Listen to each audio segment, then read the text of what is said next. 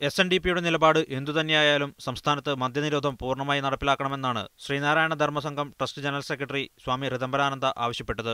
SNDP യോഗമല്ല, ആര് പറഞ്ഞാലും മദ്യം ഉപയോഗിക്കണം, അതിവിടെ സുലഭമായി ലഭിക്കുന്ന ഒരു സാഹചര്യം ഉണ്ടാക്കണം എന്ന് പറഞ്ഞാൽ അത് ഒരിക്കലും അംഗീകരിക്കാൻ കഴിയില്ല. അത് വ്യക്തിപരമായിരിക്കും, അതിലെ ചില വ്യക്തികളുടെയും താല്പര്യമായിരിക്കും. എന്നാൽ സ്വാമിയുടെ വാദത്തിന് ശക്തമായ വിമർശനവുമായി SNDP യോഗം ജനറൽ സെക്രട്ടറി വെള്ളാപ്പള്ളി നടേശൻ രംഗത്തെത്തി. ശിവരിക്കറിയാം മദ്യരാജാക്കന്മാരുടെ എന്തുമാത്രം പണം അവിടെ കിട്ടുന്നുണ്ടെന്ന്. മദ്യരാജാക്കന്മാരുടെ പണം ഇല്ലായിരുന്നെങ്കിൽ ശിവരി ഉണ്ടാകുമായിരുന്നു. സാമൂഹ്യ നീതിക്ക് വേണ്ടി SNDP യോഗം പറയുമ്പോൾ അവരെല്ലാം മദ്യലോബിയുടെ ആളുകളാക്കി ആരെത്ര എത്തിച്ചാലും എനിക്കൊരു ചുക്കുമില്ല.